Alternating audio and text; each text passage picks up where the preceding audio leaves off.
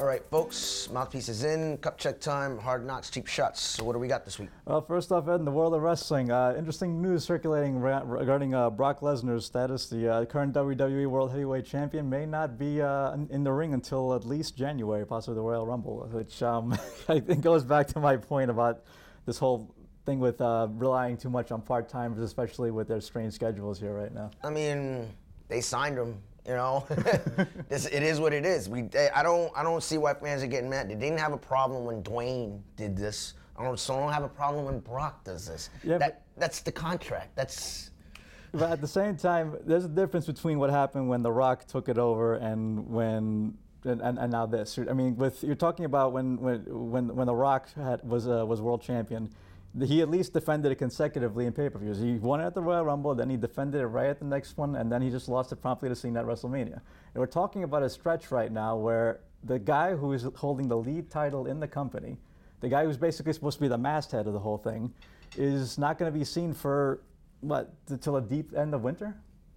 How is this supposed to be entertaining you? Well, I mean, again, that's on the WWE. This is what they've created. I personally have no problem with it, as sometimes more is less. I like Brock Lesnar. I think it builds up him returning, especially since it's against John Cena, which we've seen already a bunch of times. So this kind of gives a chance to other guys to shine, to be quite frankly, with him being out of the picture, at least in my opinion, especially with now the focus being on Dean Ambrose. I love how they headlined Hell in a Cell with Dean Ambrose and Seth Rollins and having Bray Wyatt in.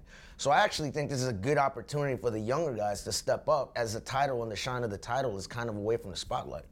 Well, I really have been liking what I've been seeing, especially with Rollins. This has been a point where I really started to see a lot of character development right now. He's been given a big spot right now to fill in on Raw as sort of the lead villain of sorts, and he's really started to see kind of an evolution of his character right now from just maybe the second most important guy in the Shield to being the lead guy in terms of being a villain on Raw. So I think that right now, if anyone's in a good position to benefit from this, it's definitely Seth Rollins. And the other thing is, Roman's Reigns injury kind of threw everything askew. At the end of the day, the rumors are it's going to be Brock and Roman at WrestleMania.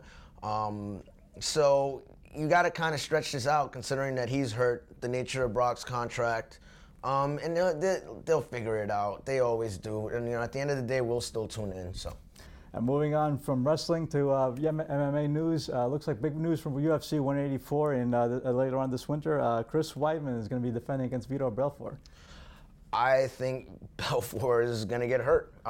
He's a TRT guy, as we've seen with Dan Henderson, as we've seen with other fighters. Once they're off the juice, the legal juice, they're a shell of the fighters they used to be.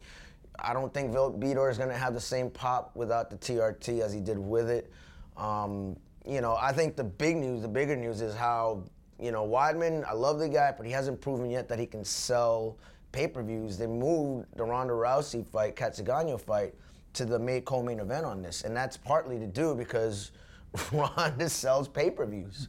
And speaking of guys who sell things, moving on for the boxing, Floyd Mayweather, the biggest draw in the sport right now, apparently had some words with Luis Arias, one of his former prospects recently this week. I mean, it's his company. He has issues right now with the Rockman brothers because of the sparring session that lasted a half hour, which apparently is against the rules. Arias is connected with the Rockmans. I mean, it's his company. The only reason people are making a big deal is because it was caught on tape. And, Mayweather, he's clickbait, so anything he does, people are just going to gravitate to. I don't think it's that big of a deal. I think it's much ado about nothing. No, certainly. I think if anything, right now, this is sort of a small blip on the radar. If anything, people just want to know who's Mayweather's next opponent's going to be at this point. So. Yeah, and that's up in the air. I think there's a lot of chess pieces still moving on that.